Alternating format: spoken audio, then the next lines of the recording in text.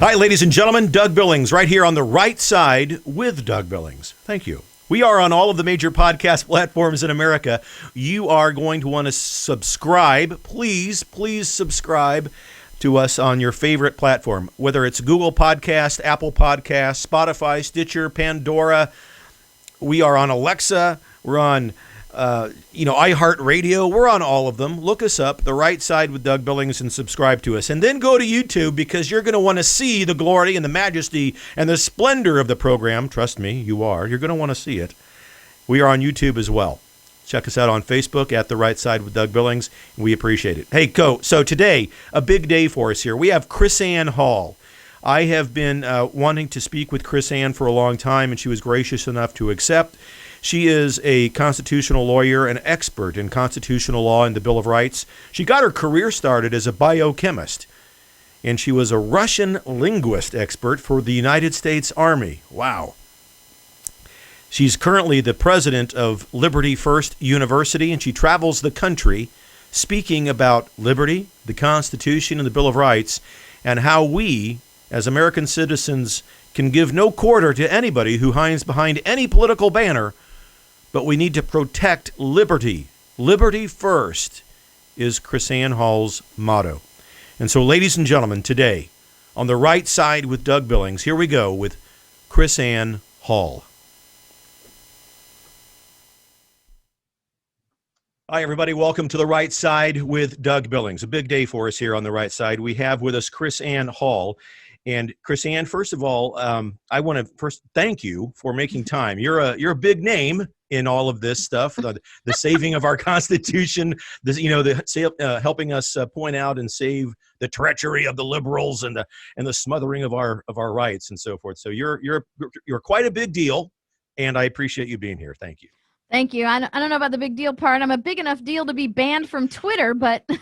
I know. Well, you were going to be in my neck of the woods, Kansas, and I said, well, I got to check her out. And I went on Twitter, and I couldn't, oh my gosh, it's been banned. Well, she must be doing something right. Right.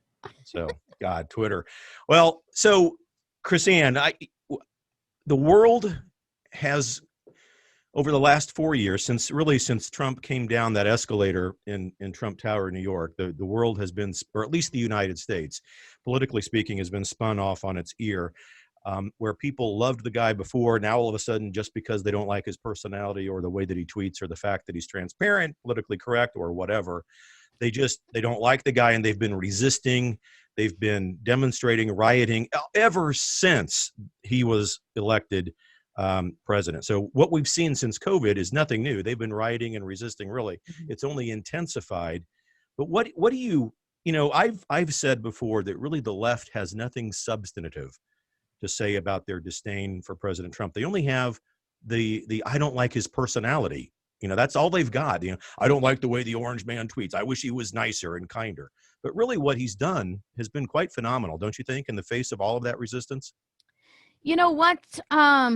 What we need to realize, you said they don't have much substance to what they're doing. It's because if we really look at what's happening, Donald Trump, although is plain spoken in what he says, is very grounded in what he personally believes. He makes no apologies for who he is. He is certainly not politically correct.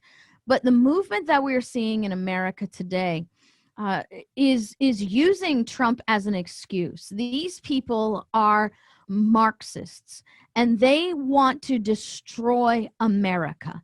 They want to, by their own treatise, want to burn America to the ground. They have a manifesto that is actually called "Burning the American Plantation to the Ground." They want to they are revolutionaries. They want to overthrow the American government. They want to create false division between the people. I mean, the criticisms that they make of Trump, that he's racist, that he's misogynist, are absolutely and completely false. There is nothing within them based in fact. They have to make up stuff. They have to take words out of context. And then remember, they're doing the same things to those who are in our history founded America. That George Washington hated Black people, that our founders hated women. And a lot of this, or some of this, was even extenuated through ideologies in our Supreme Court, ideologies in our politics, ideologies taught in our schools. Yep. And so we must realize that the purpose here is not just to stop Donald Trump from winning an election. The purpose, the ultimate purpose, is to create a division in America where people hate people, people war with our own American people. So we fail to see where the real attack is coming from. The real attack on our rights, the real attack on our Constitution, and the real attack on the American way of life. Wow. Well said. And I couldn't agree more. I think that what we've seen in real time on television is a couple of things. The burning of America is done purposefully, and the as I call them, the new Democratic Socialist Party, but the Marxists, they are Marxist. I've just tagged them the Democratic Socialist Party. I don't think they're an American political party anymore, KrisAnne. How could they be? Because you're right, they want to gut and disembowel our republic, and they want to rebuild it into the vision of whatever socialist Marxist, ideologies that they stand for, right? I mean, they want to burn it. We've seen it on TV. Yeah, well, they are outside American politics. You can't call them a political party, or at least that faction of who they are. You can't call that faction a political party because they are in the job of destroying the politics of America. Exactly. And so you can't be considered a party within a system when you exist to destroy the system. I have said that, we have every night the best commercials for President Trump on television, and they're not produced by him or his team. They're produced by the mob, the anarchy, the riots, the looting. I can't imagine any common sense American who's able to, with any semblance of critical thinking, look at that, the mob, anarchy, riots, fire, and say, oh yeah, I've got to vote for the party that supports that. Now, there's wackos and kooks on the fringe, but and maybe I'm overly optimistic, but give me, please, your gut check on, is this going to be just a total landslide for Trump, or is it really that close? Well, you do have to realize there's a couple things that we have to realize about the politics of America, okay? We are a politics of counterculture. We have been that way for decades. How often do you see people go to the polls and say, I'm not voting for someone, I'm voting against someone? So we've had a counterculture perspective when it comes to voting for a really long time. And I would say, in light of what you said, it is the extreme leftists that actually created the victory of Donald Trump in the very first time. Remember, what we had was George W. Bush's type of Republican politics was kind of if I can just be plain spoken for you, the kind Please. of mealy mouth, we're not going to say anything bad, we're not going to call anybody out. Well, George Bush paved the way for Donald Trump, because meanwhile, while we say nothing and we live and let live, these radical leftists are running roughshod and dictating policy to our society, while we're supposed to just sit back and say, thank you, sir, may I have another?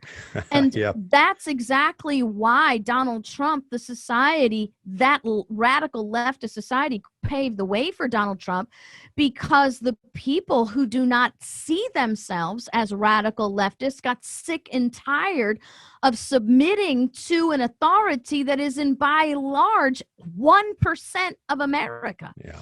And this is what we need to, this is the second point we need to recognize.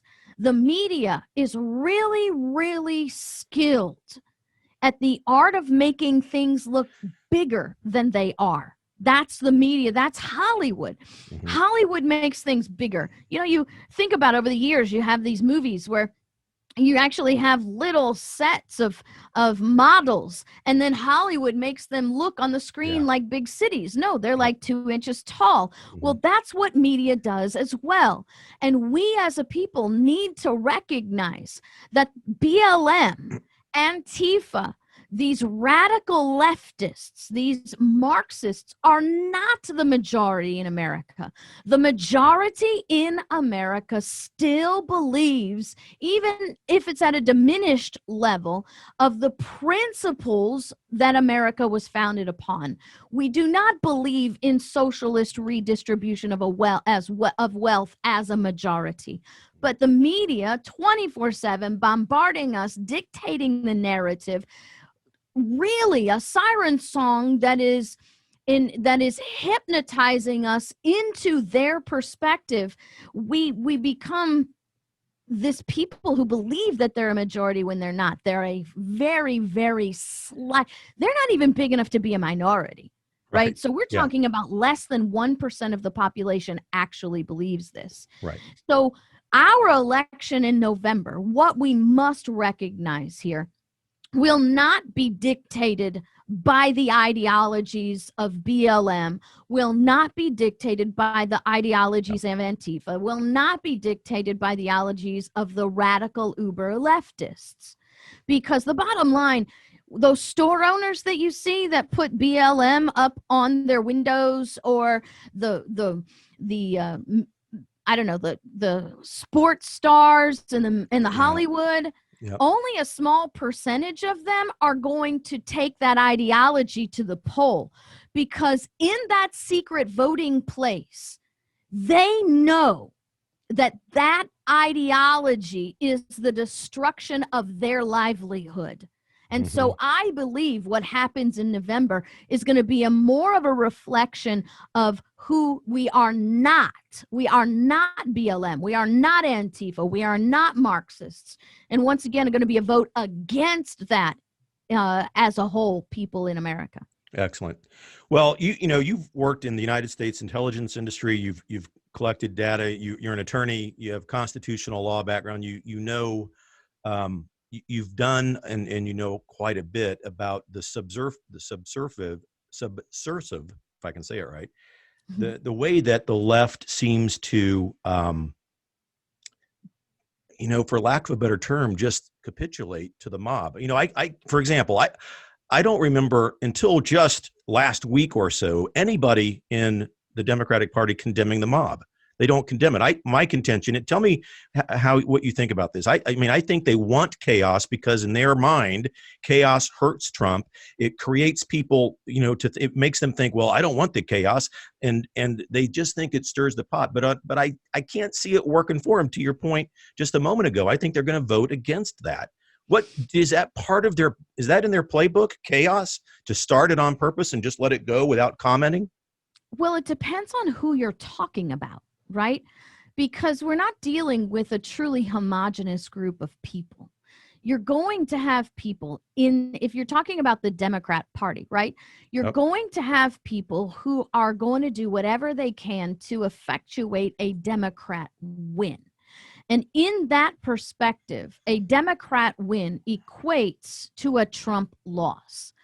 But you're talking then about the chaos people, right? So the chaos people are the uber leftists within the Democrat Party. They don't care about, they truly, and this is what we should understand about these people, they're outside the political system. They don't really care about a Democrat win. They don't really care about a Republican win.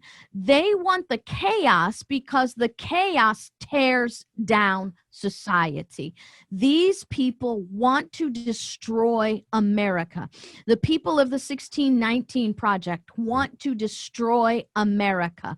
The people who are creating the manifesto and driving the Marxist ambitions of the BLM are wanting to tear down society. Antifa unapologetically tells us they want to tear down society. So when you talk about the Democrat Party today, you can't talk in homogenistic terms anymore.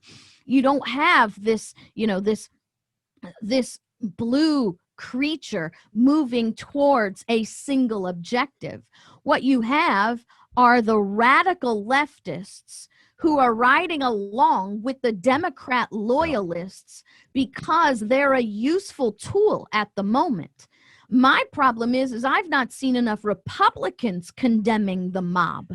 And what you have then are people who consider themselves conservatives, who are clearly against the destruction of American principle, clearly against Marxist principles, at least by voice and by proclamation, are still signing on to the dictated narrative, running around like the boy with the dike with the holes in it, sticking their fingers in the holes, not really actually creating solutions, not actually coming against the destruction, but simply making political talking points, because the goal in many of these people within political parties, whether it be Democrat or Republican, is not the saving of America.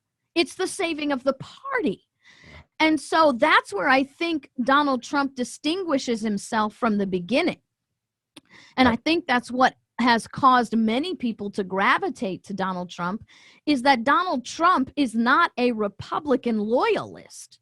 He has done so many things that has ticked off the establishment, what we would call Republican loyalists, so that even within the own party of Republicans, we don't have homogeny anymore. So you have those who support Trump and those who hate Trump.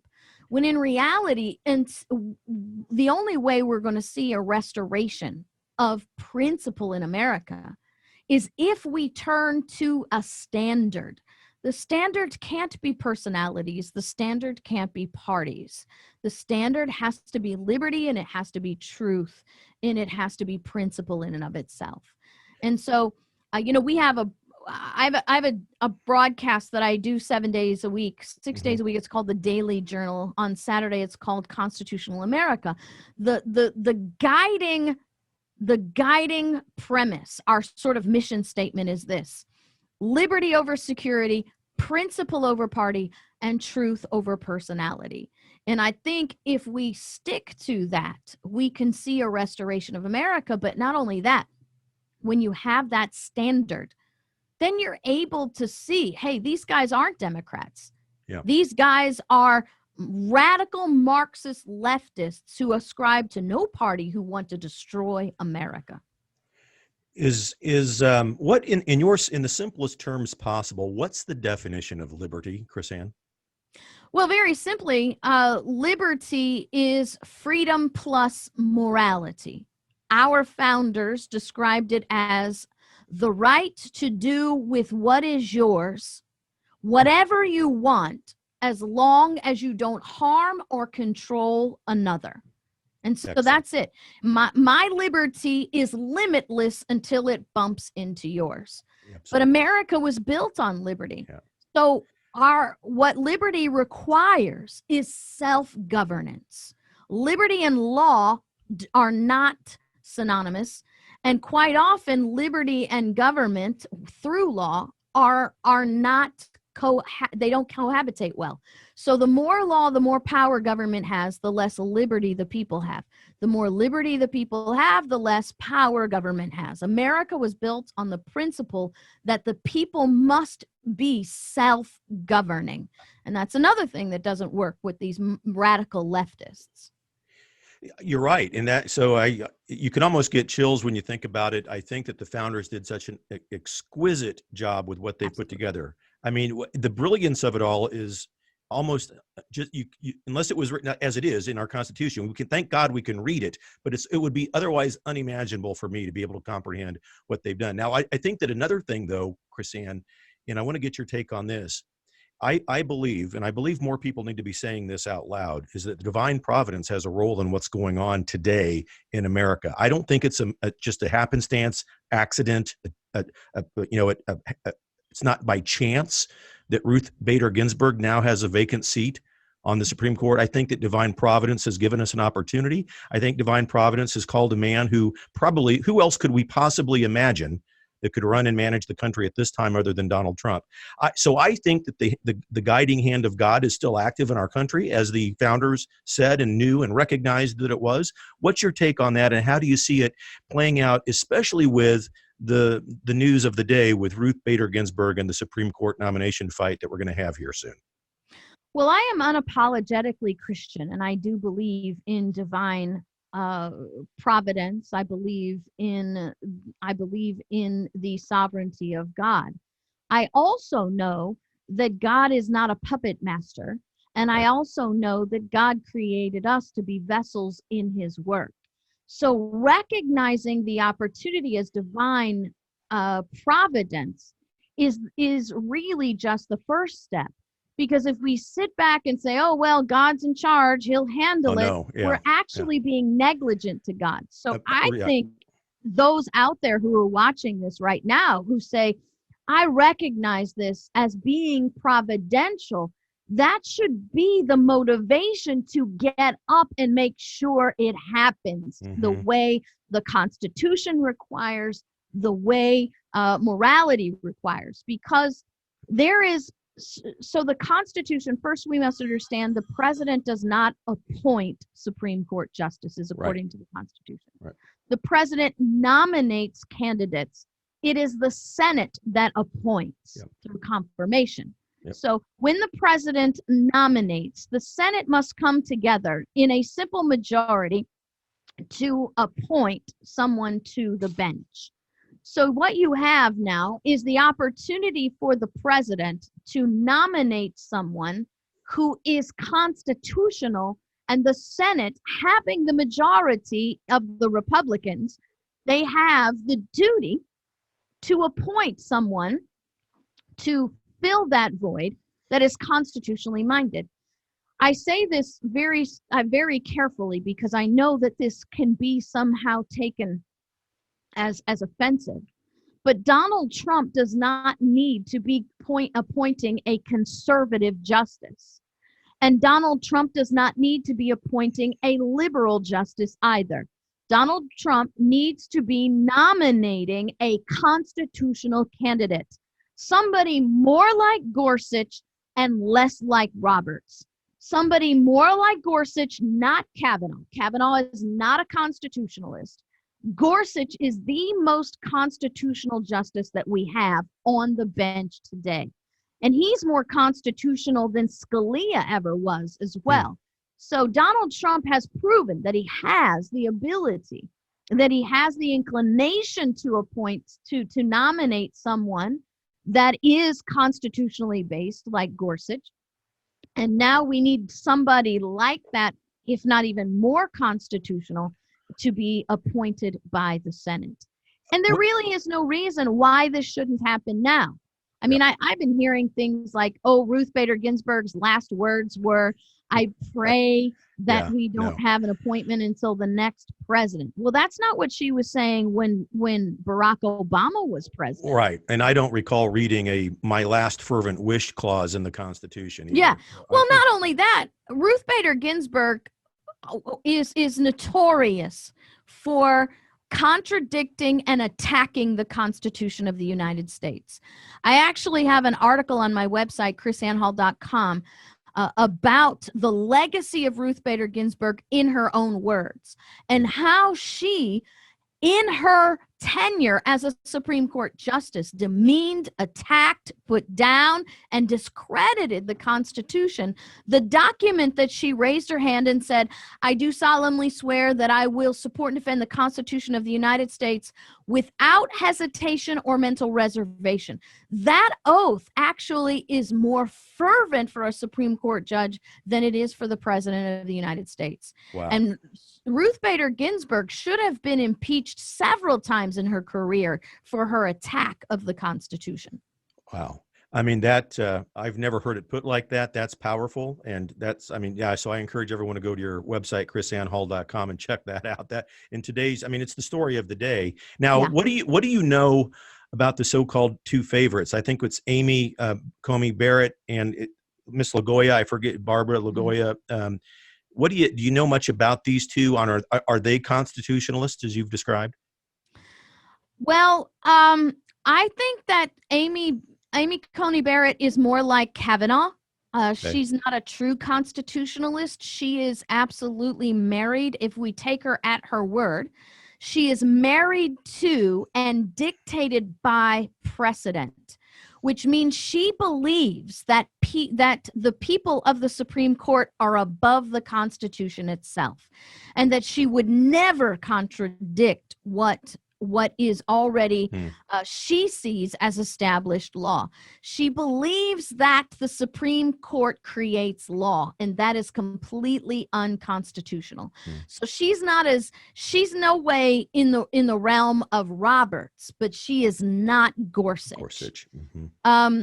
LaGoya has a very similar perspective. I like the fact that she is a constitutionalist. She is a self-proclaimed federalist, but she again is unreasonably addicted to this whole precedent. But it's really going to be difficult to find a justice at this level that doesn't succumb to some form of judicial supremacy.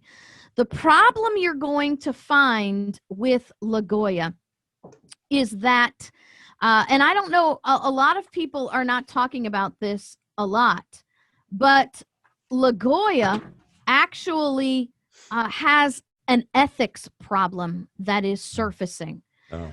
So when LaGoya was in the Supreme Court of Florida, she sat in judgment over a legislative act of the Florida legislature. And so what happened, just to give you a little background, the people of Florida amended the Constitution through a ballot initiative that restored the voting rights of felons. Well, then of convicted felons who had finished their prison sentence. So you do the time, you now get your rights restored. Well, the legislature didn't like that, so they went back and created a law contrary to this constitutional amendment that said, yes, you can have your rights restored when you're released from prison, but only if all your fines are paid. Okay. Now, this was not contemplated. This is not a part of the Florida constitutional amendment. So the legislature to do that was really unconstitutional and outside their legislative authority. So when she was on the Supreme Court of Florida, she sat in judgment over the lawsuit against that legislation. Well, she then was placed on the 11th Circuit District Court on the federal level. When that case was appealed from the Supreme Court of Florida, it went to the 11th Circuit, and she sat in judgment of her own judgment, which is huge ethics violation. And what's interesting is when she was appointed in the confirmation process to appoint her to the 11th Circuit, Dianne Feinstein asked her, if a case becomes before the 11th Circuit that was under your purview as a Florida Supreme Court justice, will you recuse yourself? And she said, unquestionably, I will recuse myself. And she did not do that. And the senators actually wrote her a letter, I think it was June 21st of 2020, because this just recently happened, and said, you have committed a ethics violation by sitting in judgment over this case. How do you answer for yourself? So LaGoya is going to find herself in a bit of a predicament because she didn't recuse herself from this case, which tells me that I don't think she's going to make it to the finals. I'm based on that for sure. I would say no. I mean, that would affect her candidacy for sure. Because the Republicans couldn't defend that. That is indefensible. I mean, irrespective of the fact that Alina Kagan did the exact same thing as a Supreme Court justice when she sat in judgment over the Affordable Care Act, when she was actually on the Solicitor General, she was in the Solicitor General's office arguing before the courts in favor of the Affordable Care Act. She then sat in judgment on the Affordable Care Act. Huge ethics violation. Alina Kagan should have been impeached right then and there and removed from the bench. But you realize that the higher you get up in government, there's different standards, right? So do as I say, not as I do. Oh, of course. Everybody knows that just because there's a little salon incident involving the Speaker Yeah, of the House, exactly. right? Yeah. So, Exactly. Nancy Pelosi yeah, proved that. yeah, yeah. We're almost out of time. I promised you I would keep it close to 30 minutes today. But I have to ask, I've heard people, conservative voices, large conservative voices, popular conservative voices say that perhaps the Senate should forego a hearing and just put a candidate through. I don't agree with that. I don't think we want to begin to look like the sneaky, kooky Democrats. I think we just ought to honor the process, put forth the candidate, hold a few days of hearings, and go from there. What have you heard those rumblings? After what they did to Kavanaugh, we shouldn't even have a hearing anymore. They're going to do whatever they want to do. They're going to ruin a person's career. Why would why would we want to put somebody through that? But I think that we have to honor the process the founders put forth. Well, I'm sure people who know me would not be surprised that I would say that would be politics talking and not principle. Yeah. There's no reason why you can't go through the hearing. And Article 5 of the Constitution says that all senators shall have equal suffrage in the Senate. And I believe inherent in that equal suffrage process is the hearing process, the ability to confront the candidate and to question the candidate to know if you're making the best decision. And that should apply equally to the senators. Excellent. I agree. Thank you. Well said. Well, KrisAnne, look, I appreciate it very much. I reached out to you, and you were here locally in our town giving a talk, and you couldn't have been more kind and gracious with accepting my invitation to come on the show here. You certainly have done me a favor for being on the program, and I appreciate it. It's been a real pleasure. Anytime you want to sit down and chat, this is great. You have a great show. You have a great audience, and you are a very great and gracious host. So I would love to come back anytime you might have questions, or we can just sit down and chat together. I would love it. KrisAnne, I'll take you up on that. Thank you. Okay. Ladies and gentlemen, thank you once again for watching The Right Side with Doug Billings. Our guest today, KrisAnne Hall. You can find her at KrisAnneHall.com. I encourage all of you to go check out her website. She's also on YouTube. You'll find all of those links on the website. May God continue to bless you, ladies and gentlemen. We have a pack of blessings on our back, every one of us. And I encourage you all to take inventory of that pack daily. And may God continue to bless the President and the United States of America. Good day.